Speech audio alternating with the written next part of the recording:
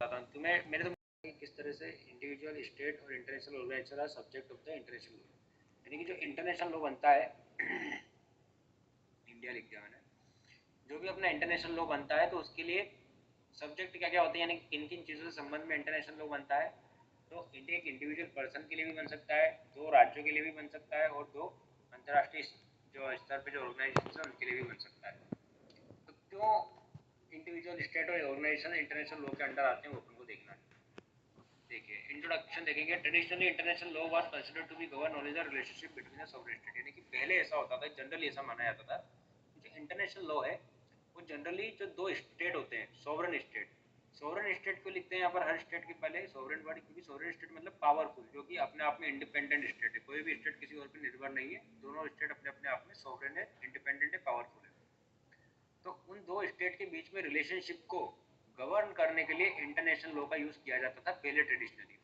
लेकिन क्या हुआ, with the evolution of the global legal system, यानी कि समय के साथ साथ जिस तरीके से ग्लोबल लीगल सिस्टम का इवोल्यूशन हुआ है, the scope has expanded to include individual and international organization is the subject of the international. समय के साथ साथ क्या हुआ है कि एक इंडिविजुअल को, यानी कि व्यक्ति को भी, और एक इंटरनेशनल ऑर्गेनाइजेशन को भी इंटरनेशनल लॉ के अंदर लेके आ गए। यानी कि अब इंटरनेशनल लॉ अगर बनता है तो वो एक इंटरनेशनल ऑर्गेनाइजेशन के लिए भी बन सकता है और किसी पर्टिकुलर इंडिविजुअल के लिए भी बन सकता है। Albeit to the different extent, this evolution reflects the dynamic character of the international relation and need for the global governance structure। और ये जो इवोल्यूशन हुआ है, ये वाला जो इवोल्यूशन हुआ है, मतलब जो अपन ने चीज़ों को इंक्लूड करा है, इससे क्या होता है कि इंटरनेशनल रिलेशंस के डायनामिक कैरेक्टर, यानी कि बदलते हुए कैरेक्टर अपन को देखने को मिले, जिनको need for the global governance structure, जिनको क्या है, ग्लोबल गवर्नेंस और स्ट्रक्चर की ज़रूरत है। तो अपन को जो भी चीज़ अपन बनाते हैं हमको ग्लोबल लेवल के सभी देशों पे एक जैसी अप्लाई हो सके वैसी बनानी पड़ती है, सिंपल।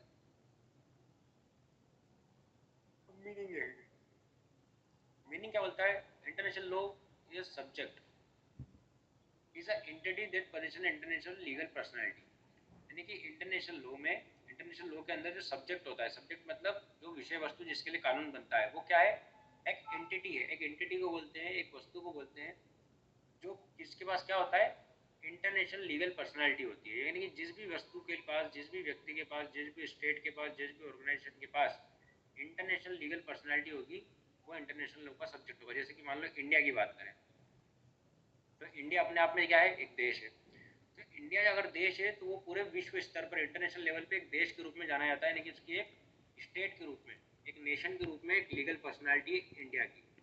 उसी तरीके से अगर मैं बोलूँ यूनाइटेड नेशन, तो यूनाइटेड नेशन क्या है, यूनाइटेड नेशन इंटरनेशनल ऑर्गेनाइजेशन है जिसकी एक लीगल पर्सनालिटी है इंटरनेशनल लॉ के अंदर कि हाँ भैया यूनाइटेड नेशन एक ऑर्गेनाइजेशन है। उसी तरीके से मैं आपको बोलूँ WTO, वर्ल्ड ट्रेड ऑर्गेनाइजेशन, ये भी क्या है, इंटरनेशनल ऑर्गेनाइजेशन है। उसी तरह मैं आपको बोलूँ मोदी जी, तो मोदी जी क्या है, प्राइम मिनिस्टर ऑफ इंडिया है। तो प्राइम मिनिस्टर ऑफ इंडिया क्या है कि इंटरनेशनल पर्सनालिटी है, ये इंटरनेशनल लीगल पर्सनालिटी है मोदी जी। क्यों है, क्योंकि वो एक इंडिया के प्राइम मिनिस्टर है। तो ये सब क्या हो गए, subject of the international law होते हैं, जो क्या करते हैं, इंटरनेशनल लीगल पर्सनालिटी को कैरी करके चलते हैं। यानी कि सीधी सी बात है, अंतर्राष्ट्रीय स्तर पर जिसकी अपनी एक पहचान होती है वो इंटरनेशनल लॉ का सब्जेक्ट होता है। जैसे कि मान लो अब कहते हैं हर्ष कोल, तो हर्ष कोल इंटरनेशनल पर्सनालिटी हो सकता है क्या, हो नहीं सकता है कि नहीं हो सकता है, नहीं। हो सकता है। कुछ नहीं करना है आपको, किसी दूसरे देश पे जाके बम फोड़ देना, हम्म, तो क्या हो जाएगा, हर्ष आतंकवादी। कोल को बोलेंगे ये तो आतंकवादी है, तो आतंकवादी फिर इंटरनेशनल पर्सनालिटी बन जाएगी, समझ गए। हम्म। तो जब भी ऐसा कुछ लगे आपको,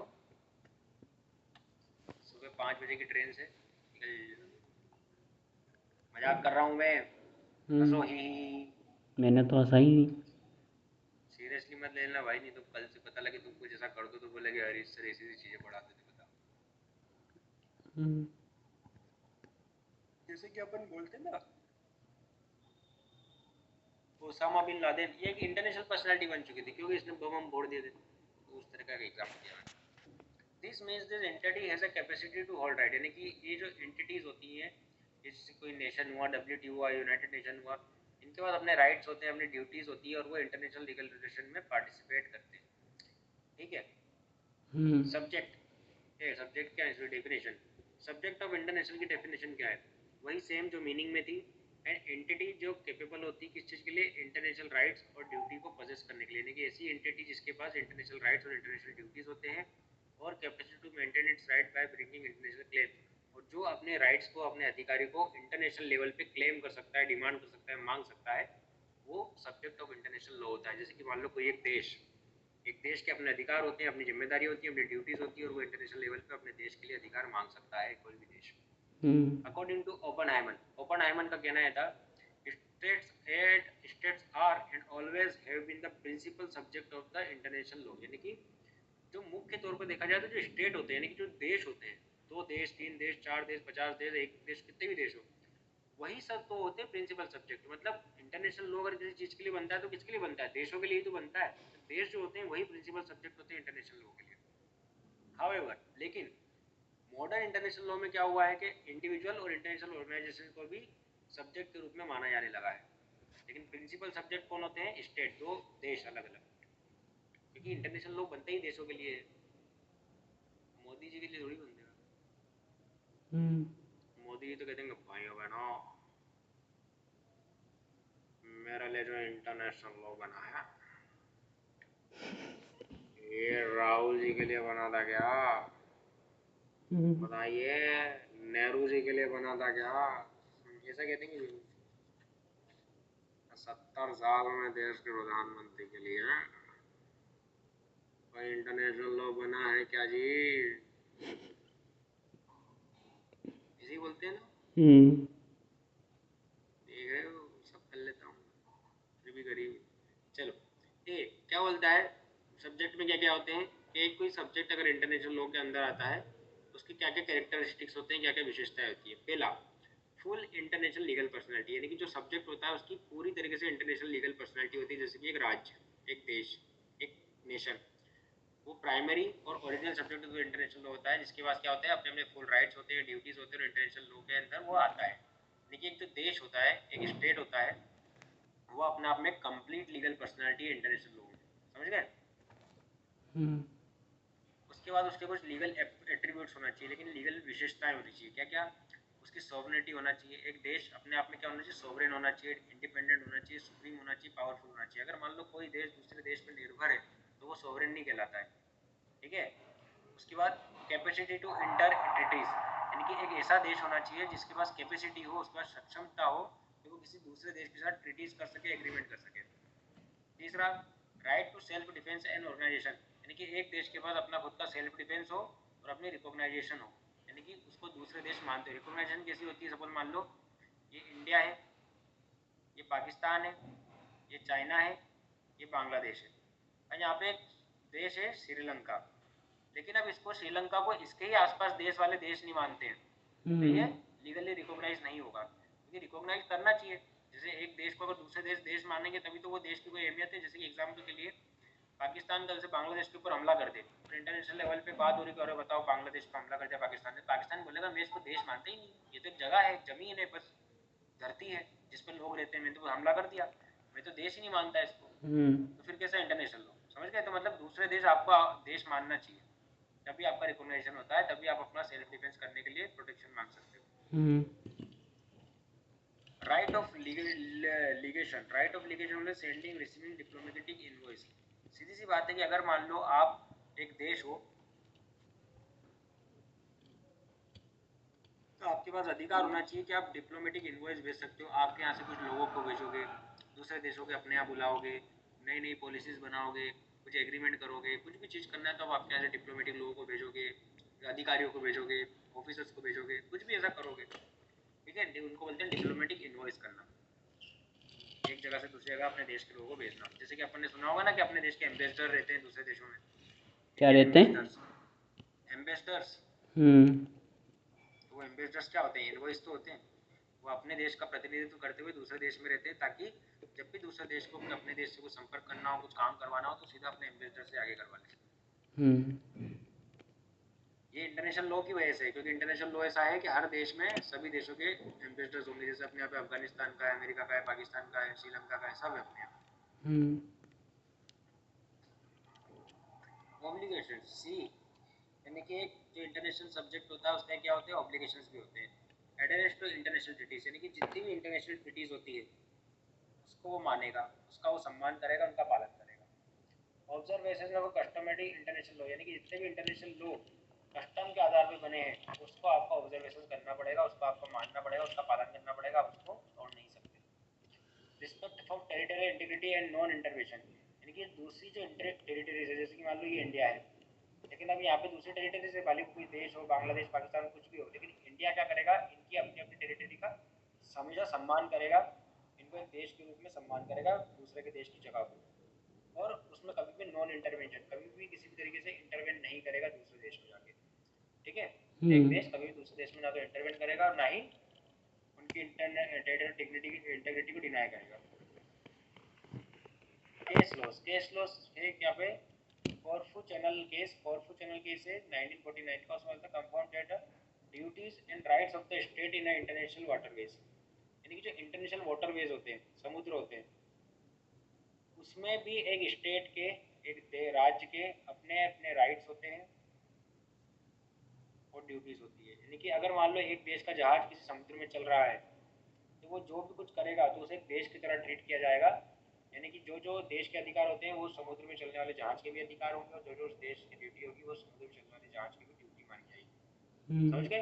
तो इसका सिंपल सा कहना है कि जो चीज़ अपन ऊपर पड़ी वो एक वाटरवेज के अंदर भी मानी जाती है, यानी कि समुद्र के अंदर, पानी के अंदर भी अगर कुछ चीज़ है तो उसके ऊपर भी वो चीज़ें लागू होती है। अब फिफ्थ पॉइंट है individual is the subject of the international law. सबसे पहले अपन ने स्टेट का पढ़ लिया, अब इंडिविजुअल का पढ़ेंगे कि इंडिविजुअल कैसे इंटरनेशनल लॉ का सब्जेक्ट हो सकता है। सबसे पहला हिस्टोरिकल पर्सपेक्टिव देखो, initially individual were seen merely object affected by international law with no direct rights और ड्यूटीज, यानी कि हिस्ट्री की अगर बात करें, बैकग्राउंड देखें, तो इंटरनेशनल लॉ में कभी भी किसी भी तरीके से किसी भी इंडिविजुअल को सब्जेक्ट ऑफ इंटरनेशनल लॉ नहीं माना गया है, और ना ही उनके पास कोई डायरेक्ट राइट हुआ करते थे, यानी कि एक जो इंडिविजुअल पर्सन है वो इंटरनेशनल लॉ के अंदर कभी भी कोई डायरेक्ट राइट क्लेम नहीं कर सकता। अगर उसको अपना राइट क्लेम करना है तो एक देश के माध्यम से ही करेगा। मतलब अगर भारत देश के नागरिकों को इंटरनेशनल लेवल पे राइट क्लेम करना है तो भारत देश के माध्यम से करना पड़ेगा, खुद जाके नहीं कर सकते। ऐसा हिस्टोरिकल पर्सपेक्टिव, ऐसा इसका बैकग्राउंड ऐसा है। लेकिन मॉडर्न डेवलपमेंट क्या है? मॉडर्न डेवलपमेंट क्या होता है? Individuals now have a limited international legal personality due to international human rights law, international humanitarian law, international criminal law, यानी जैसे जैसे human rights law, criminal law, humanitarian law को बढ़ा हुआ है, वहाँ पे एक इंडिविजुअल जो होते हैं उनकी भी सुरक्षा, उनके भी राइट, उनकी भी डिफेंस की बात की जाती है, उनके भी बेनिफिट की बात करने लगे। यानी कि कोई भी देश, यानी कि ये एक देश है, ये एक देश है, तो ये देश जो है इसमें बहुत सारे लोग रहते हैं और इस देश में बहुत सारे लोग रहते हैं, तो ये देश दूसरे देश के मान सम्मान में तो चीज़ें करेगा ही सही, एक दूसरे के देश की प्रोटेक्शन सिक्योरिटी का ध्यान तो रखेंगे ही, लेकिन ये देश कभी भी ऐसा कुछ नहीं करेगा जिसके इस देश में रहने वाले लोगों के ह्यूमन राइट्स या फिर क्रिमिनल लॉ को अफेक्ट करे। समझ गए? आपको ध्यान रखना पड़ता है आजकल इंडिविजुअल लोगों का। Protection under human rights cities, अपन को यूडीएचआर जो आईसीसीपीआर है, यूडीएचआर तो पता है Universal Declaration of Human Rights, ICCPR अपन को पता है इंटरनेशनल कन्वेंशन ऑफ चाइल्ड नहीं चाइल्ड नहीं, International Convention of Civil and Political Rights, International Convention on Civil and Political Rights इसको बोलते हैं। तो इसके तहत और यूडीएचआर के तहत क्या हुआ है, ह्यूमन राइट्स को प्रोटेक्शन मिले हुए हैं। Right to approach international courts, यानी कि आईसीएचआर और आईएसीएचआर के तहत आप सीधा क्या कर सकते हो, इंटरनेशनल कोर्ट में कंप्लेंट कर सकते हो, क्या बोल सकते हो, पिटीशन फाइल कर सकते हो ह्यूमन राइट्स के वॉयलेशन के लिए। ड्यूटीज क्या है? यानी कि जो भी इंटरनेशनल लॉ के अंदर सब्जेक्ट होता है और अगर कोई इंडिविजुअल होता है तो उसकी कुछ ड्यूटीज़ भी होती है, उसकी कुछ कर्तव्य भी होते हैं, ऐसा नहीं सिर्फ राइट राइट मिलेगी उसको, कुछ इंडिविजुअल को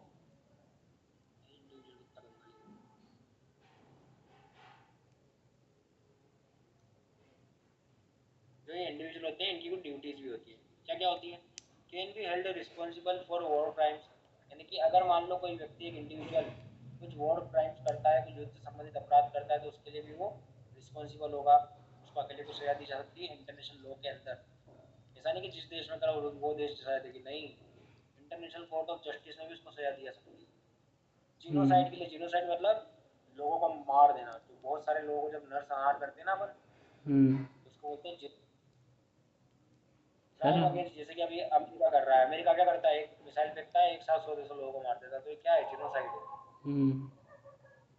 लेकिन अब चीज है यार, अमेरिका का राष्ट्रपति, उसके लिए कोई लॉ नहीं। क्राइम क्राइम्स अगेंस्ट ह्यूमैनिटी यानी कि मानवता के विरुद्ध अगर कोई व्यक्ति कोई अपराध करता है तो उसके ऊपर भी इंटरनेशनल लॉ अप्लाई होगा। नोटेबल केसेस क्या है? नरमबर्ग केसेस, नरमबर्ग ट्रायल, नरमबर्ग नहीं बोलते हैं इसको, एक्चुअली बोलते हैं न्यूरमबर्ग ट्रायल। न्यूरमबर्ग ट्रायल में जो इंडिविजुअल लोग होते थे उनको भी पर्सनली अकाउंटेबल, पर्सनली रिस्पॉन्सिबल माना गया है। कौन में? न्यूरमबर्ग ट्रायल के अंदर। रोम स्टैट्यूट, रोम स्टैट्यूट क्या है? रोम एक जगह का नाम है और वहाँ का एक कानून है जिसको बोलते हैं रोम स्टैट्यूट। एस्टेब्लिश्ड आईसीसी, रोम स्टैट्यूट के तहत क्या हुआ? इंटरनेशनल कोर्ट ऑफ जस्टिस यानी कि आईसीसी का एस्टेब्लिशमेंट हुआ है, उसकी स्थापना हुई है। For prosecuting individual for international crime यानी कि ऐसे इंडिविजुअल, ऐसे व्यक्तिगत लोगों को प्रोसिक्यूट करने के लिए, सजा दिलवाने के लिए जो कि अंतर्राष्ट्रीय स्तर पर क्राइम करते हैं। इसके लिए क्या बनाया अपन ने? आईसीसी बनाया, इंटरनेशनल कोर्ट बनाया। ठीक है। फिर आता है अपना international organization is subject of the international law. अब देखिए अपन ने स्टेट का पढ़ लिया, इंडिविजुअल का पढ़ लिया कि कैसे वो इंटरनेशनल लॉ के सब्जेक्ट होते हैं। अब अपन को पढ़ना है इंटरनेशनल ऑर्गेनाइजेशन के बारे में कि कैसे वो इंटरनेशनल लॉ के सब्जेक्ट होते हैं। तो सबसे पहले देखना पड़ेगा अपन को इमरजेंस। इमरजेंस मतलब किस तरीके से वो इन्वॉल्व होते हैं, किस तरीके से वो एक इंटरनेशनल ऑर्गेनाइजेशन के रूप में सम्मिलित होते हैं, एक इंटरनेशनल ऑर्गेनाइजेशन बन जाते हैं। कैसे बनते हैं? Come into prominence post world war 2, यानी जब वर्ल्ड वॉर 2 हुआ था उसके बाद ये चीज़ बहुत ज़्यादा देखने को मिली है। जैसे कि यूनाइटेड नेशन का गठन हुआ, फिर वर्ल्ड वर्ल्ड हेल्थ ऑर्गेनाइजेशन यानी कि WHO का गठन हुआ, फिर वर्ल्ड ट्रेड ऑर्गेनाइजेशन WTO का गठन हुआ। यानी क्या हुआ? समय के साथ साथ ऐसे जरूरत पड़ने पर इंटरनेशनल ऑर्गेनाइजेशन डेवलप होते गए। यानी कि यूनाइटेड नेशन तो बना ही इसलिए था ताकि पूरे विश्व में शांति फैला सके। अमेरिका मतलब अमेरिका ने पहले वर्ल्ड वॉर 1 और वर्ल्ड वॉर 2 में सबको बहुत मारा, युद्ध चला दिए, हिरोशिमा नागासाकी में न्यूक्लियर बम फोड़ दिया और फिर खुद का यूनाइटेड नेशन बना के बोलता है कि अरे हमें तो शांति करनी चाहिए, हम कहाँ लड़ाई कर रहे हैं। यूनाइटेड चलते यूएन चार्टर पास करवा दिया। यूएन चार्टर की बात होती है कि हमेशा सिक्योरिटी बनाए रखनी चाहिए, कभी हमें हथियार का उपयोग नहीं करना चाहिए, हमेशा पीस बना के रखनी चाहिए, और खुद सारे हथियार बना के दूसरे देशों को बेचता है। ये सब चीज़ें हैं। चलिए, एक इंटरनेशनल ऑर्गेनाइजेशन की क्या होती है? लीगल पर्सनालिटी की होती है। लीगल पर्सनालिटी कैसी होती है? Confirmed in the reparation for the injuries cases, जिस तरह की इंजरीज वगैरह होती है कन्फर्म कहाँ गया गया है? रिपरेशन फॉर इंजरीज केसेस, यानी कि रिपरेशन फॉर इंजरीज केसेस था एक 1949 का। उसमें आईसीजे यानी कि इंटरनेशनल कोर्ट ऑफ जस्टिस ने अपॉइंट किया कि UN capacity to bring international claims, यानी कि यूएन जो है उसकी क्या है? अपने आप में लीगल पर्सनालिटी है जिससे वो इंटरनेशनल क्लेम कर सकता है, यानी कि वो अंतर्राष्ट्रीय कानून के अंदर अपने अधिकार, अपने ड्यूटीज मांग सकता है। तो उसी तरीके से जितने भी इंटरनेशनल ऑर्गेनाइजेशन होते हैं, जितने भी, वो अपने आप को बचाने के लिए या फिर अपने आप को चलाने के लिए इंटरनेशनल लेवल पे अपने राइट्स और ड्यूटीज को क्लेम कर सकते हैं।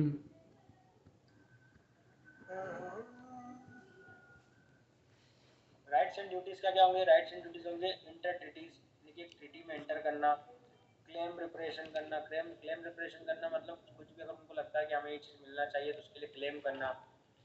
इंजॉय इम्यूनिटीज, यानी कि जो भी उनको सुरक्षा प्रदान की गई है, इम्यूनिटीज प्रोवाइड की गई है, प्रिविलेज दिए हुए हैं, उनको एंजॉय प्रिविलेज मतलब जैसे कि सपोज उनको बोला गया कि आपके ऊपर कोई भी आर्मी हमला नहीं करेगी, आपको कभी अरेस्ट नहीं किया जाएगा, ऐसी इम्यूनिटीज उनको अगर दे रही है तो वो उसकी इंजॉय करेंगे। Added to the founding charter and international norms, यानी कि जो भी फाउंडिंग चार्टर होता है, फाउंडिंग चार्टर जैसे कि मैंने आपको बताया कि यूएन का एक चार्टर है अपने आप का, तो यूएन चार्टर को हमेशा यूएन जो है उसका पालन करेगा, यानी कि यूएन हमेशा अपने यूएन चार्टर का पालन करेगा। उसी तरीके से जितने भी इंटरनेशनल ऑर्गेनाइजेशन होते हैं वो जिस भी कानून से बनते हैं उस कानून का वो पालन करते हैं, साथ में जो अंतर्राष्ट्रीय नॉर्म्स होते हैं, इंटरनेशनल नॉर्म्स होते हैं, उनका भी पालन करते हुए चलते हैं। समझ गए? फिर आते हैं लिमिटेशंस। लिमिटेशन क्या क्या है? Their legal personality is functional, यानी कि एक जो लीगल पर्सनालिटी होती है किसकी? इंटरनेशनल ऑर्गेनाइजेशन की, वो फंक्शनल होती है। फंक्शनल मतलब एक इंटरनेशनल ऑर्गेनाइजेशन को बना ही इसलिए जाता है क्योंकि उसको उससे अपन को कुछ काम कराना होता है, उससे कुछ काम इंटरनेशनल लेवल पे कराना होता है। जैसे मान लो वर्ल्ड हेल्थ ऑर्गेनाइजेशन, वो तो अपन ने वर्ल्ड हेल्थ ऑर्गेनाइजेशन क्यों बनाया है? क्योंकि उससे अपन को कुछ फंक्शन कराना है। हेल्थ से संबंधित इंटरनेशनल लेवल पे जो भी काम होंगे, जो भी सुविधाएं होंगी, जो भी सर्विसेज होंगी, वो वर्ल्ड हेल्थ ऑर्गेनाइजेशन देगा। मतलब उसका एक फंक्शन है, उसका एक काम है जिसके लिए अपन ने उसको बनाना है। ठीक है, यानी कि limited to the purpose outline in the character, लेकिन जिस भी तरीके से, जिस भी चार्टर के अंदर, जिस भी लॉ के अंदर उसको बनाया है, उसके अंदर उसको लिमिटेड रखना है। जैसे कि हेल्थ वाले को हेल्थ का काम करना है, वॉर वाले को वॉर का काम करना है, ठीक है, इस तरीके से। एजुकेशन के लिए कुछ बनाया तो एजुकेशन के लिए काम करेगा, सिविल राइट्स के लिए किसी को बनाया तो सिविल राइट्स के लिए बात करेगा, वुमेन से संबंधित राइट के लिए कुछ बनाया तो वुमेन से संबंधित राइट के बारे में बात करेगा। मतलब उनके अपने अपने फंक्शन है जो कि लिमिटेड है, जो कि उनके कानून के अंदर लिखे हुए कि आपको क्या करना है क्या नहीं। अब हमको इसमें कंपैरिजन करना है तीनों के अंदर, स्टेट, इंडिविजुअल और इंटरनेशनल ऑर्गेनाइजेशन के अंदर। सबसे पहले लीगल पर्सनैलिटी, तो स्टेट को फुल लीगल पर्सनैलिटी मिलती है। देखिए स्टेट जो होता है फुली लीगली ऑर्गेनाइज होता है, लीगली रिकॉग्नाइज होता है इंटरनेशनल लेवल पे कि हाँ भैया ये देश है, हम इसको मानते हैं। इंडिविजुअल्स लिमिटेड होते हैं बट इंक्रीजिंग होते हैं, लेकिन लिमिटेड होते हैं लेकिन बढ़ते जाते हैं। जरूरी नहीं कि हर इंडिविजुअल इंटरनेशनल लॉ के अंदर रिकॉग्नाइज किया जाए, कुछ ही चुनिंदा इंटरनेशनल रिकॉग्नाइजेशन करता है, इंटरनेशनल लॉ रिकॉग्नाइज करता है उन्हीं लोगों को।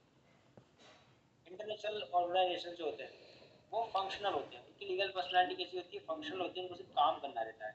और डिराइव्ड होता है, डिराइव्ड मतलब वो कुछ भी काम करेंगे तो किसी लॉ से प्रभावित होकर ही करते हैं, वो अपने मन से कुछ भी काम नहीं कर सकते। लेकिन जो स्टेट होता है वो पूरी तरीके से जो चाहे वो कर सकता है, जैसा चाहे वैसा कर सकता है, स्टेट को पूरी छूट है। सोर्स ऑफ राइट, इनको अपने अधिकार कहाँ कहाँ से मिलते हैं, एक स्टेट को, एक देश को अपने अधिकार कहाँ से मिलते हैं, उसकी संप्रभुता, उसकी इंडिपेंडेंस है, उसकी जो सिक्योरिटी होती है, जो चाहे वो कर सकता है। कस्टम से कस्टमरी लॉ बनते हैं, ट्रीटीज बनती हैं, उनके द्वारा वो अपने राइट्स को डिसाइड कर सकते हैं। इंडिविजुअल को कैसे मिलता है, ह्यूमन राइट ट्रीटीज होती है कि इंटरनेशनल लेवल पे जितने भी ह्यूमन राइट ट्रीटीज होती है उससे हर एक इंडिविजुअल गवर्न होता है, उसके बाद वो सारे राइट होते हैं जो उसके देश ने किसी देश के साथ मिलकर ट्रीटीज के अंदर करें।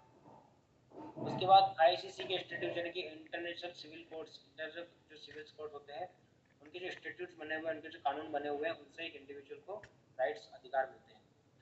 इंटरनेशनल ऑर्गेनाइजेशन को कहाँ से मिलते हैं, उनके जो फाउंडिंग चार्टर्स होते हैं, यानी कि जिस कानून को बनाकर उनका ऑर्गेनाइजेशन, उनका एस्टेब्लिशमेंट किया है, उसी कानून से उनको अधिकार भी मिलते हैं उनको फंक्शन करने के लिए। या फिर इंटरनेशनल एग्रीमेंट, अगर वो किसी देश के साथ मिलकर कोई एग्रीमेंट करते हैं तो वहाँ से भी उनके अधिकार वगैरह डिसाइड किए जा सकते हैं। फिर आता है obligation, treaties compliance non aggression, यानी कि ऐसी कोई ट्रीटीज अगर आप नहीं करते हो, नॉन कंप्लायंस करते हो, नॉन एग्रेशन करते हो, तो आपकी उसमें जिम्मेदारी रहेगी, आपके ऑब्लिगेशंस रहेंगे। यानी मतलब बता दो ना, जो भी आपने ट्रीटीज वगैरह किसी देश के साथ बनाई है, आपको हमेशा उसका पालन करना है, आप उसका नॉन कंप्लायंस नहीं कर सकते। समझ गए। एग्रेशन, नॉन एग्रेशन मतलब आपको कभी भी किसी के भी प्रति उग्रता नहीं दिखानी है, आतंकित नहीं करना है, हमला नहीं करना है, ये आपकी जिम्मेदारी है।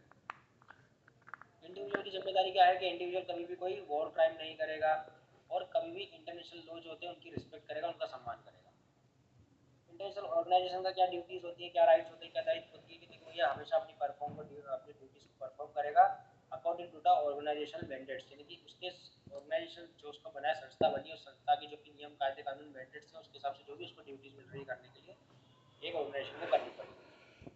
उसके बाद आता है capacity to be sued and sued, यानी कि किसको आप सू कर सकते हो, किसके खिलाफ आप केस लगा सकते हो और कौन दूसरे के खिलाफ केस लगा सकता है। तो देखिए स्टेट जो है उसके खिलाफ आप केस भी लगा सकते हो और स्टेट भी किसी के खिलाफ केस लगा सकता है, दोनों चीज़ इसमें हो जाती है। इंडिविजुअल में इन स्पेशल ट्रिब्यूनल और ह्यूमन राइट्स कोर्ट्स, यानी कि जो स्पेशल ट्रिब्यूनल बनेगी इंडिविजुअल के लिए और जो ह्यूमन राइट्स कोर्ट्स है, सिर्फ वहीं पे एक इंडिविजुअल व्यक्ति के खिलाफ केस लगाया जा सकता है। इंटरनेशनल ऑर्गेनाइजेशन के खिलाफ यस टू एन एक्सटेंट, यानी कि कुछ लिमिटेड चीज़ों के लिए ही इंटरनेशनल ऑर्गेनाइजेशन के लिए केस लगाया जा सकता है, जैसे कि एग्जाम्पल के लिए यूएन चार्टर्ड हुआ, यूरोपियन यूनियन हुआ, इनके एग्जाम्पल है। इसके बाद आपका कंक्लूजन, कंक्लूजन बोलता है while states continue to be a dominant subject of the international law with full personality, यानी कि जो स्टेट होता है, किसी कोई देश होता है, वो एक इंटरनेशनल लॉ के अंदर फुल डोमिनेंट के साथ एक सब्जेक्ट होता है, हमेशा उसकी पूरी पर्सनैलिटी, फुल पर्सनैलिटी मानी जाती है। द स्टेट के उसके बाद अपन पढ़ते हैं the recognition of individual international organization has grown significantly in the modern time, लेकिन आजकल के मॉडर्न टाइम में धीरे धीरे क्या हुआ है कि इंडिविजुअल को और इंटरनेशनल ऑर्गेनाइजेशन को भी अपन ने इंटरनेशनल लॉ के अंदर सब्जेक्ट मानना शुरू करा है। Their inclusion reflect the need of the address issues such as human rights, global governance, and accountability, making international law more comprehensive and responsive to the global realities. यानी कि जब से अपन ने इंटरनेशनल इंडिविजुअल्स को और इंटरनेशनल ऑर्गेनाइजेशन को international law के अंदर लाया है, उससे अपन को क्या क्या चीज़ें इंक्लूड करने को मिली है, क्या क्या चीज़ें इशूज एड्रेस करने को मिले हैं। ह्यूमन राइट्स से संबंधित, यानी कि मानव अधिकार से संबंधित अपन को चीज़ें बनाने को मिली है, यानी कि जितना अपन मानव अधिकार की बात करेंगे तो अपन इंडिविजुअल की बात करेंगे, मानव अधिकार किसी देश का तो होता नहीं है, देश में रहने वाले लोगों का ही होता है, तो उनके इशूज डील कर सकते हैं। मतलब अगर किसी देश में मानव अधिकार का हनन हो सकता है तो इंटरनेशनल लॉ उसको संभाल सकता है। ग्लोबल गवर्नेंस यानी कि अंतर्राष्ट्रीय स्तर पे गवर्नेंस चलाने के लिए इंटरनेशनल ऑर्गेनाइजेशन के लिए लॉ बनाना जरूरी है। कि इंटरनेशनल ऑर्गेनाइजेशन के लिए जब से अपन इंटरनेशनल लॉ बनाते हैं तब से अपन उनका ग्लोबल गवर्नेंस कर सकते हैं। ग्लोबल गवर्नेंस मतलब वो किसी एक देश के हिसाब से नहीं चलेंगे। जैसे सपोज मान लो यूनाइटेड नेशन अमेरिका में, तो अमेरिका के कानून के हिसाब से नहीं चलते, वो फिर इंटरनेशनल लॉ के हिसाब से चलेंगे। क्यों? क्योंकि वो इंटरनेशनल लेवल पे काम करते हैं, सिर्फ अमेरिका के लिए काम थोड़ी करते हैं। उसी के साथ उसके साथ उसकी अकाउंटेबिलिटी होती है। अकाउंटेबिलिटी मतलब हर इंडिविजुअल की, हर इंटरनेशनल ऑर्गेनाइजेशन की, हर स्टेट की अपनी अकाउंटेबिलिटी होती है। अगर मान लो उनके लिए कोई कानून ही नहीं होगा तो वो अपनी जिम्मेदारी का कभी पालन ही नहीं करेंगे, उससे भागेंगे, क्योंकि उनको किसी चीज़ का डर ही नहीं होगा। कानून होगा तभी तो वो डर डर के अपने अकाउंटेबिलिटी, अपने रिस्पॉन्सिबिलिटी से काम करेंगे इंटरनेशनल लेवल पे। Making international law more comprehensive and responsive to the global realities. यानी कि कॉम्प्रिहेंसिव का मतलब होता है सम्मिलित करना, बिल्कुल फैला फैला के ये भी ले लो, ये भी ले लो, ये भी ले लो, ये भी ले लो, ये भी ले लो। तो जब से इंटरनेशनल लॉ के अंदर स्टेट के साथ साथ इंडिविजुअल और इंटरनेशनल ऑर्गेनाइजेशंस भी आए हैं तब से इंटरनेशनल लॉ क्या हुआ, कॉम्प्रिहेंसिव हो गया। मतलब उसमें सब चीज़ें इंक्लूड हो चुकी है। And responsive to the global realities, यानी कि आज की जो रियलिटीज है, जो वास्तविकता है, उस पर अपन तुरंत रिस्पॉन्स कर सकते हैं, तुरंत एक्शन ले सकते हैं according to the international law. समझ गए जी? बहुत बढ़िया, क्या पढ़ाता हूँ यार मैं सच में, है ना? हाँ, आज अपन इसको कल करेंगे यार, मेरी आज हिम्मत नहीं हो रही है। क्यों? मेरे को एक बात बताओ, तुम कॉलेज जा रहे हो अभी? नहीं। तो अभी एक दो दिन पहले तुमने फोन लगाया तो बोले इंटरनल दे रहा हूँ। हाँ। इंटरनल हो गए क्या तुम्हारे? नहीं चल रहे हैं। कब कब खत्म होंगे? 10:30 से 1:30 तक रहते हैं। नहीं नहीं, टाइम नहीं पूछ रहा हूँ, दिन पूछ रहा हूँ। दिन 2 इंटरनल। आज के कितनी 12 है ना?